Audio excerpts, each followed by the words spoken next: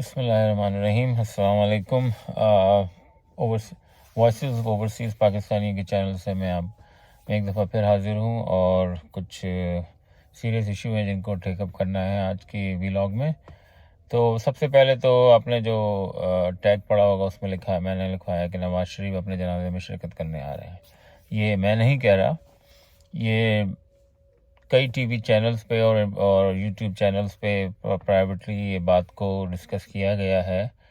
کہ پہلے تو 80% چانسز ہیں کہ نواز شریف نہیں آئے گا،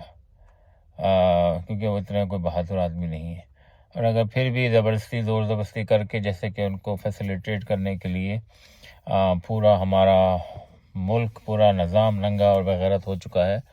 اور ان کو اکاموڈیٹ کر رہا ہے، عدالتیں، جج، وکیل، NAB, establishment, you name it. تو اگر وہ کسی صورت آ بھی جاتے ہیں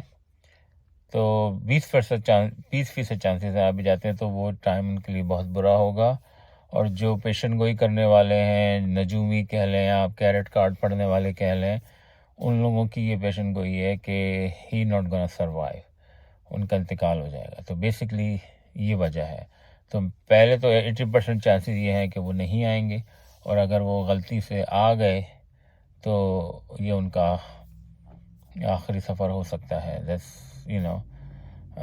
یہ میرا نہیں ہے، میں اس کو کلیم نہیں کر رہا ہوں. یہ 2-3 پروگراموں میں نے باقاعدہ ٹی وی پہ نشر ہوئے ہیں، یوٹیوب چینلز پہ اس کی ویڈیو موجود ہیں،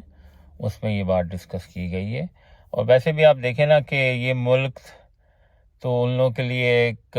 صرف اپنے آباء و اجداد کو دفنانے کے لیے رہ گیا ہے. اس میں بھی یہ لوگ نہیں آئے. اپنی بیوی کو بھی پارسل کر کے بھیج دیا تھا، اپنے باپ کے جنازے میں بھی آئے تھے، اپنے ماں کو بھی پارسل کر کے بھیج دیا تھا. تو ان لوگوں نے یہ وتیرہ بنایا ہوا، یہاں آتے ہیں،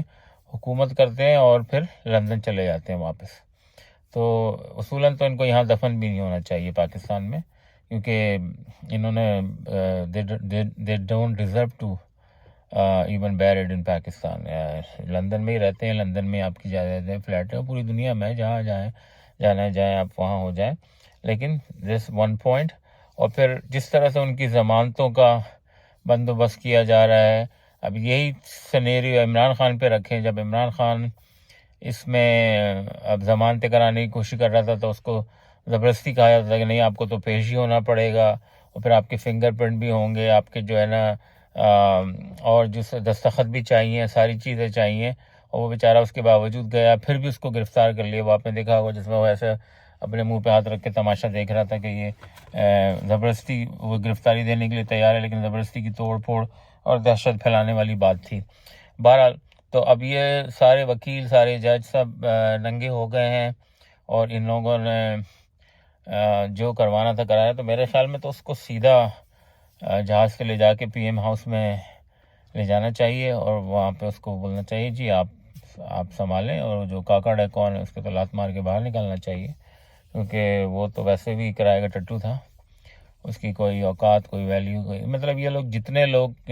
اب حکومت میں زبردستی بٹھائے جا رہے ہیں، ان کے پیچھے کوئی بیکنگ نہیں ہے، پبلک کی بیکنگ نہیں ہے، کہیں سے یہ سلیکٹ ہو کے نہیں آئے، کہیں سے یہ انہوں نے ووٹنگ نہیں لی ہے، کہیں ان کے پاس پبلک کی وہ نہیں ہے ان کے پاس کہ ان کو کوئی ووٹ ملے ہوں یا کوئی ان کا بیک اپ ہو. یہ بس ایسے سلیکٹ کر کے ہینڈ پک کر کے بٹھا دیے گئے. تو الیکشن بھی میرے خیال میں جو ہوگا بھی پہلے تو ہوگا نہیں، اور اگر ہوگا بھی تو وہ اسی طرح ہوگا کہ اس کا کوئی نتیجہ پہلے سے سب کو پتہ ہے، کس کو کس کی سیٹ ملے گی، یہ سب پہلے سے وہی کر چکے ہیں. کیونکہ عمران خان پہ تو بیسکلی جتنے لاز، جتنے رولز، جتنے اپلائی کیے جا سکتے تھے وہ کر رہے ہیں. اور جو ایز اے پرائم منسٹر جو آپ کو پرکس اور پریولیج ہوتے ہیں نہ ہونے کے بعد بھی، وہ بھی کوئی اپلائی نہیں کیے گئے. اس کے بیچارے وکیل، اس کو 180 کیسز میں ایسے پھنسا دیا گیا ہے کہ اس کی وہ ضمانتیں ہو رہی ہیں، اور وہ اب I think he is more comfortable in jail. وہ تو سیٹ ہو گیا جیل میں، اور اس کو خالی آپ پڑھنے کو کتابیں دے دیں، ایکسرسائز کرنے کے لیے تھوڑی سی جگہ دے دیں اور روم دے دیں، ہی از ہیپی اوور دیئر. اور یہ بڑا ہی افسوس کی بات ہے کہ جو چور اور کرمنل ہیں وہ گھومتے پھر رہے ہیں پوری دنیا میں، اور اپنے ملک میں بھی وہی لوگ چلا رہے ہیں، اور ان کو سپورٹ کرنے والے اس سے بڑے بے حس اور بے غیرت لوگ ہیں، کیونکہ یہی لوگ پہلے سارے صحافیوں کو بلا بلا کے صابر شاکر، عمران ریاض، سمیع ابراہیم اور اشرف شریف سب کو بلا کے ان فیملی کے، زرداری اور نواز کی فیملیز کے کارنامے بتاتے تھے کہ یہ لوگ اتنے کرپٹ ہیں، یہ ملک کو لوٹ کے کھا گئے ہیں۔ وہ آپ لوگوں کو پوری ڈیٹیل پتہ ہے، تفصیل میں جانے کی ضرورت نہیں ہے۔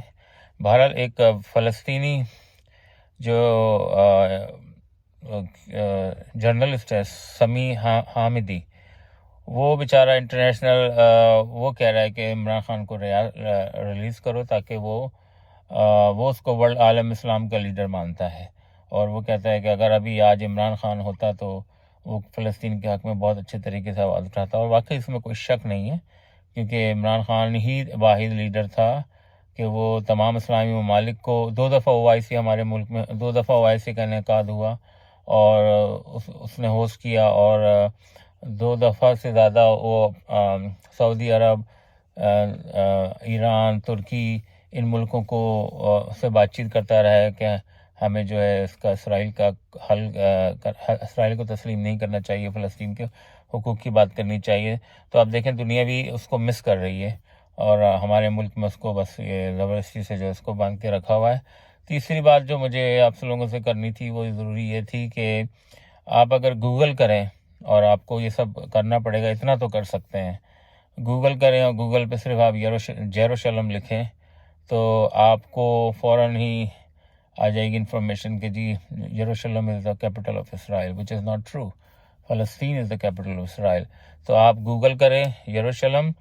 اور جیسے ہی اس کو اسپیل میں GERSULAM ہوگا، یروشلم کریں گے تو وہ آ جائے گا کیپٹل آف اسرائیل، اور اس کے ساتھ رائٹ ہینڈ سائڈ پہ 3 ڈاٹ ہوں گے، تو ان 3 ڈاٹ کو جب آپ کلک کریں گے تو اس میں وہ پوچھے گا کلیم دس پینل نا نالج پینل، تو آپ اس پہ کلک کریں گے تو وہ بولے گا ڈسکرائب یور ایشو، تو آپ وہاں جا کے صرف اتنا لکھ دیں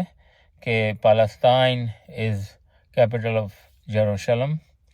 ناٹ اسرائیل، بس اتنا لکھ دیں اور اس کو سبمٹ کر دیں، تو کم از کم یہ انفارمیشن آپ اس کی کریکٹ کروا سکیں گے گوگل کی۔ تو نیکسٹ ٹائم جب اس کو کوئی کرے گا گوگل تو وہ اس پہ لکھا ہوا آئے گا۔ جیسے آپ کسی اور کا نام لے کے نواز شریف کا نام ڈالیں گے تو آپ کو شاید کرپٹ لیڈر نظر آئے گا، چور کا نام ڈالیں گے حسیف تو مودی کا نام نظر آئے گا، تو یہ بعض دفعہ اس طرح سے چیزیں آ جاتی ہیں، تو اگر وہ غلط انفارمیشن ہے تو ان کو آپ ٹھیک کیا جا سکتا ہے۔ چوتھی بات، آپ وہی بیچارے فلسطینیوں کی بات کر لیتے ہیں جن پہ ظلم، تشدد، بربریت کی انتہا ہو رہی ہے، اور اسرائیل نے ایک یہ پالیسی اپنائی کہ اتنے بم مارو کہ وہ میرے خیال میں وہ لوگ 10,000 سے زیادہ کے بم مار چکے ہیں اب تک، اور بہت پاورفل مار چکے ہیں۔ وہ جو کلیم کر رہے تھے کہ ہاسپٹل میں وہ بم ہم نے نہیں مارے، وہ جھوٹ بول رہے تھے بیسیکلی، جو ہم پہلے ہی بتا دیا تھا، دے آر ہیبیچول لائرز۔ وہ ان کی ایک پہلے ریکارڈنگ تھی، اور کسی نے اس کو فیس بک یا اس پہ ٹویٹر پہ اپڈیٹ بھی کر دیا تھا کہ یہاں پہ ہم نے حملہ کیا، لیکن جب پتہ چلا کہ وہ ہاسپٹل تھا تو انہوں نے اس کو فوراً ڈیلیٹ کر دیا۔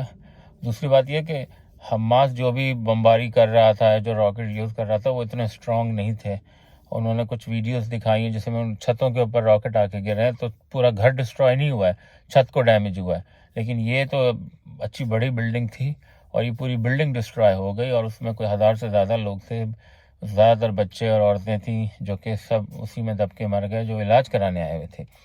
تو ابھی تک تو جنگ بندی کی کوئی صورتحال بھی نظر نہیں آ رہی۔ لبنان، ایران، جارڈن، سیریا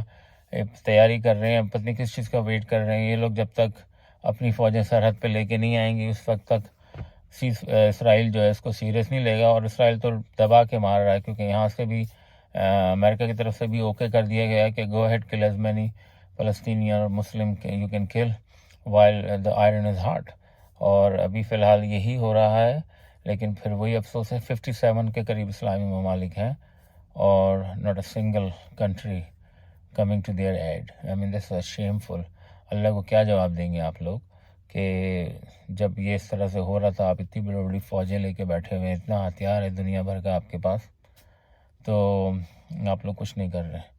بڑے شرم کی اور افسوس کی بات ہے، لیکن بھائی اللہ سے دعا کریں کہ اللہ تعالیٰ فلسطینیوں کی مصیبت آسان کرے اور اسرائیل کو اس دنیا کے نقشے سے نیست و نابود کرے، اور فلسطینیوں کو ان کے حقوق ملنے چاہیے، اس کے ساتھ ساتھ کشمیریوں کو بھی. لیکن انشاءاللہ وہ پھر بات کبھی کریں گے. اگلی ویڈیو تک کے لیے اجازت دیجیے. السلام علیکم. پاکستان زندہ باد.